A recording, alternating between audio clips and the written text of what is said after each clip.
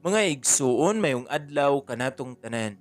Karon adlaw na usab nga Miyerkules, pitsa 21 sa bulan sa Hunyo sa tuig 2023. Ug karon mga igsuon aniya na kita sa ikanapulog usa nga semana sulod sa tuig.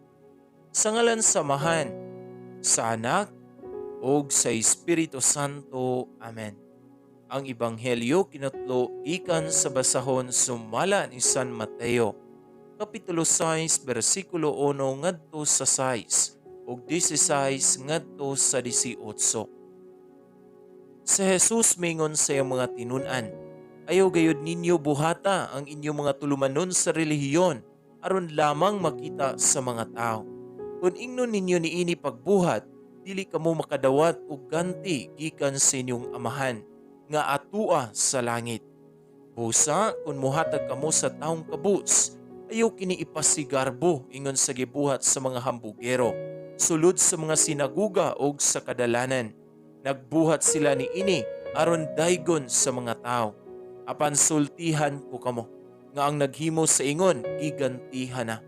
Kung ugaling mutabang ka sa usa ka taong kabus, himua kini sa paagi nga bisan ang imong labing suod nga higala, dili masayod ni ini.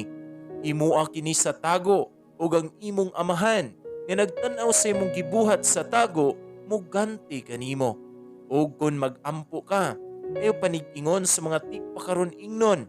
Gusto silang mutindog nga mag-ampo sulod sa mga sinaguga ug diha sa mga iskina sa kadalanan aron makita sila sa mga tao.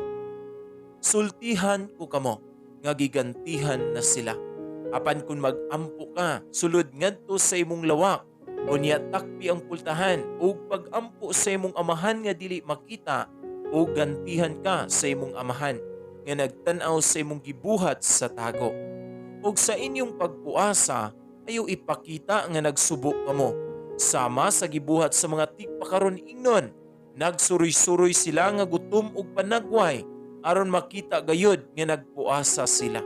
Sultihan ko kamo, nga gigantihan na sila.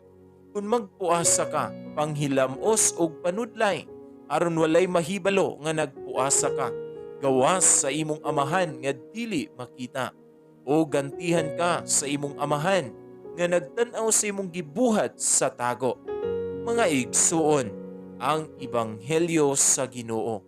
Daygon ikaw, O Kristo.